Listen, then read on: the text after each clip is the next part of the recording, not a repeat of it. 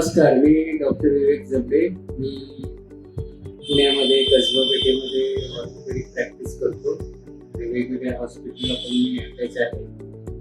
आज मी आपल्याला थोडं गुडघ्याची जी झीज होते त्याबद्दल थोडं बोलू इच्छितो. त्याला आपण ऑस्टिओआर्थरायटिस म्हणतो. तर हा ऑस्टिओआर्थरायटिस आजकाल खूप कॉमन झालेला आहे, कारण एकतर लोकांची वजनं वाढत आहेत.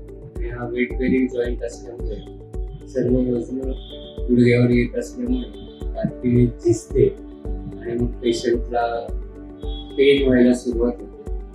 त्याच्यामध्ये बऱ्याच ग्रेड आहेत. स्टेज 1 मध्ये पेशंट फक्त कंप्लेंट करतो की मला गुडघा दुखतोय वगैरे. मग अशाला आम्ही काही पथ्य सांगतो, काही व्यायाम सांगतो, काही डोळे औषधं पेशंटला देतो.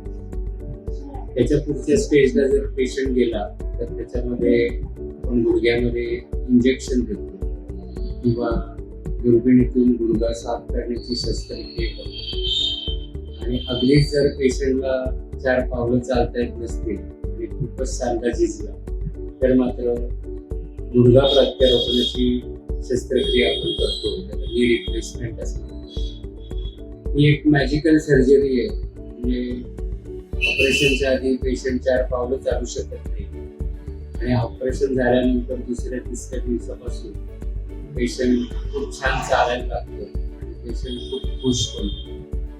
तर अशा वेगवेगळ्या ट्रीटमेंट मॉडेलिटीज या डिजनरेटिव्ह ऑस्टिओआर्थरायटिस जो गुडघ्याचा असतो त्याच्यामध्ये आपल्याला करता येईल. काही प्रमाणात रेग्युलर व्यायाम, डाएट, पथ्य, आहारातलं कंट्रोल हा जर आपण व्यवस्थित पाळला तर आपल्याला गुडघ्याची झीज टाळता येते किंवा कमी करता येते. तर साधारणपणे आजकालच्या लोकांनी हे जर सर्व पाळण्याचा प्रयत्न केला तर मला असं वाटतं आपण सांध्याची जी झीज आहे किंवा ऑस्टिओआर्थरायटिस आहे तिला नक्कीच दूर ठेवू शकतो.